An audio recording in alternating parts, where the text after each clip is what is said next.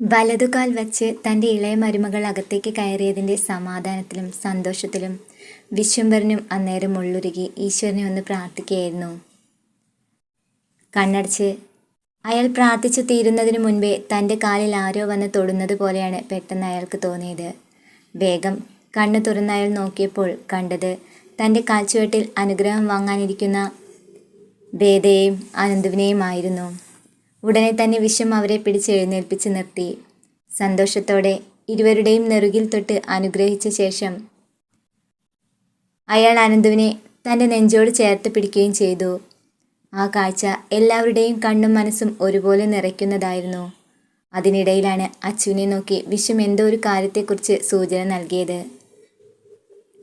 അച്ഛനെ അനുസരിക്കുന്നത് പോലെ അച്ചുവേട്ടൻ വേഗം അവിടെ നിന്നും അകത്തേക്ക് കയറി പോകുന്നതും കൂടി കണ്ടതോടെ പെട്ടെന്ന് അനന്തുവിൻ്റെ മനസ്സിലും ഒരു സംശയം ഉയർന്നു. അവൻ്റെ ആലോചനയ്ക്ക് അധിക നേരം താമസം ഉണ്ടായില്ല. അപ്പോഴേക്കും ഏട്ടൻ അകത്തു നിന്ന് ഇറങ്ങി വരുന്നതാണ് അവൻ കണ്ടത്. സംശയത്തോടെ അവൻ ഏട്ടനിലേക്കുള്ള ആ നോട്ടം അവൻ തുടർന്നുകൊണ്ടിരിക്കുകയാണ്. അച്ചു തൻ്റെ കയ്യിലുള്ള ആ മുദ്രപത്രം വേഗം അച്ഛൻ്റെ കയ്യിലേക്ക് കൊടുക്കാൻ ഒരുങ്ങിയത്. എനിക്കല്ല അച്ചു, ഇതിന് അവകാശപ്പെട്ട ആളുടെ കയ്യിൽ തന്നെ നീ ഇത് ഏൽപ്പിക്കുന്നതായിരിക്കും കൂടുതൽ നല്ലത്. അച്ഛൻ്റെ വാക്കുകൾ വീണ്ടും അനുസരിച്ചുകൊണ്ട് ഒരു നേർത്ത പുഞ്ചിരിയോടെയാണ് അനന്തുവിൻ്റെ ഉള്ളം കൈയിലേക്ക് ആ മുദ്രപത്രം അവൻ വെച്ചു കൊടുത്തത്. അപ്പോഴും ഒന്നും മനസ്സിലാകാത്തതുപോലെ ആശ്ചര്യം കലർന്ന മട്ടിലാണ് അനന്തു അവൻ്റെ മുഖത്തേക്ക് അന്നേരം ഉറ്റുനോക്കിയത്. എന്താ ഇത് അച്ചുവേട്ടാ? നീ അതൊന്ന് തുറന്നു നോക്കാനെന്തോ? അവനൊരു പുഞ്ചിരിയോടെ പറഞ്ഞു. വേണ്ട അച്ചുവേട്ടാ, എനിക്കറിയാം ഇതിനകത്ത് എന്താണെന്ന്. ഒരിക്കൽ എൻ്റെ പേരിലുള്ളതെല്ലാം അച്ഛൻ ഭദ്രയുടെ പേരിലേക്ക് എഴുതി വയ്ക്കാൻ തീരുമാനിച്ചിരുന്നതല്ലേ? ആ തീരുമാനത്തിന് ഇപ്പോഴും ഞാൻ എതിരല്ല ഏട്ടാ. കൈലാസത്തിലേക്ക് വീണ്ടും തിരിച്ചു വന്നെന്ന് കരുതി എൻ്റെ ആ തീരുമാനം ഇനിയൊട്ട് മാറാനും പോണില്ല. ഞാൻ കാരണം ഭദ്രയുടെ മനസ്സ് വേദനിച്ചിട്ടുണ്ടെന്ന് എനിക്കും അറിയാം. അതിന് ഇങ്ങനെയെങ്കിലും ഒരു പരിഹാരം ചെയ്യാൻ സാധിക്കുമെങ്കിൽ അത് തന്നെയല്ല അച്ചുവേട്ടാ നല്ലത്. വളരെ ഭവ്യതയോടെ അവനെല്ലാം പറഞ്ഞ് അവസാനിപ്പിച്ചപ്പോഴേക്കും അച്ചുവും വിശ്വനും പരസ്പരം മുഖത്തേക്ക് നോക്കിയൊന്ന് പുഞ്ചിരിച്ചു. അപ്പോഴും ഒന്നും മനസ്സിലാവാതെ അനന്ത് നിൽക്കുന്നത് കണ്ടപ്പോഴാണ് അച്ചു ആ പേപ്പർ തുറന്ന് അവൻ്റെ മുൻപിലേക്ക് നിവർത്തി കൊടുത്തത്.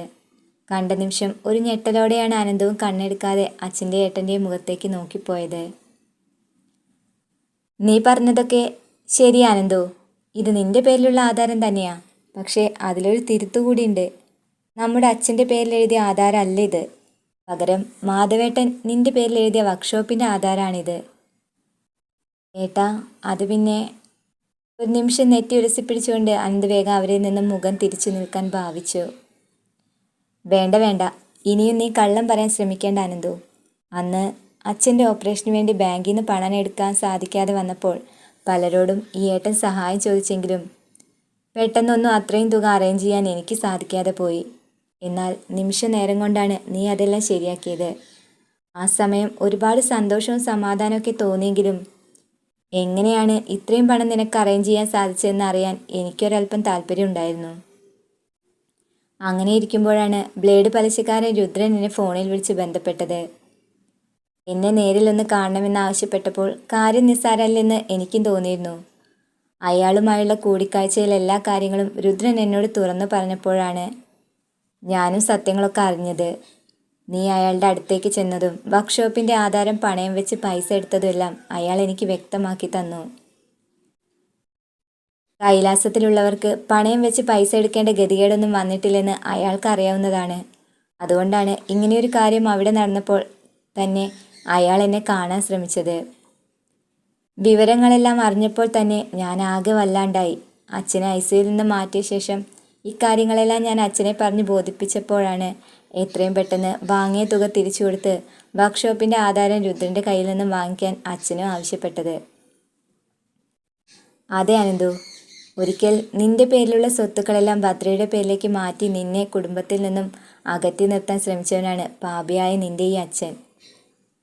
എന്നിട്ടും ഇങ്ങനെയൊരു അച്ഛനു വേണ്ടി നീ നിന്റെ സമ്പാദ്യം പണയം വെച്ചു എന്നറിഞ്ഞപ്പോൾ തൊട്ട് അച്ഛൻ്റെ ഈ ചങ്കും പെടഞ്ഞു പോയടാ മോനെ. ജനിപ്പിച്ച സ്വന്തം അച്ഛനായ ഞാൻ നിന്നെ തള്ളി പറഞ്ഞപ്പോൾ ഒരു മകനെപ്പോലെ നിന്നെ സ്നേഹിച്ച് കൂടെ കൂട്ടിയ നല്ല മനുഷ്യനാണ് മാധവനെന്ന് ഞാൻ ആ നിമിഷം മനസ്സിലാക്കി. ആ നല്ല മനുഷ്യൻ്റെ വിയർപ്പും അധ്വാനവുമാണ് ആ വർക്ക്ഷോപ്പ്. അദ്ദേഹം മനസ്സറിഞ്ഞ് നിനക്ക് തന്ന സമ്പാദ്യം എനിക്ക് വേണ്ടിയാണ് നീ പണയം വെച്ചതെന്ന് കേട്ടപ്പോൾ ശരിക്കും നിന്റെ മുന്നിൽ ഞാൻ തോറ്റു പോവായിരുന്നു മോനെ. പെട്ടെന്ന് അയാളുടെ ശബ്ദമൊന്ന് താഴ്ന്നു. കണ്ണുകളിൽ ഒരു നീർത്തിളക്കം അനുഭവപ്പെട്ടത് തുടച്ചു മാറ്റിക്കൊണ്ട് അയാൾ വീണ്ടും സംസാരം തുടർന്നു. നിന്റെ മുന്നിൽ അതൊരു പക്ഷെ ശരിയായിരിക്കാം. പക്ഷേ ആ മനുഷ്യനോട് ചെയ്യുന്ന ഏറ്റവും വലിയ ക്രൂരതയായിട്ടാണ് എനിക്ക് അന്നേരം അത് തോന്നിയത്. നിന്നെ വിശ്വസിച്ചേൽപ്പിച്ച സമ്പാദ്യം ഞാൻ കാരണമാണ് പണത്തിലായതെന്ന് ഓർത്തപ്പോൾ കിടന്ന കിടപ്പിൽ പോലും സമാധാനം കിട്ടാത്തൊരവസ്ഥയായിരുന്നു ഈ അച്ഛന്. അത് മാറിക്കിട്ടണമെങ്കിൽ എത്രയും പെട്ടെന്ന് ആദായം തിരികെ എടുത്ത് നിന്റെ കയ്യിൽ ഏൽപ്പിക്കണമെന്ന് ഈ അച്ഛനും തോന്നിപ്പോയടാ മോനെ. അവൻ്റെ തോളിൽ കൈവച്ചുകൊണ്ട് ചങ്കിടറിയ സ്വരത്തോടെ അയാൾ അത് പറഞ്ഞു തീരവേ അവിടെ കൂടി നിന്നവരുടെയെല്ലാം കണ്ണുകളിൽ അന്നേരം ഒരു ഈറിൻ്റെ നനവ് പൊടിഞ്ഞു വന്നു.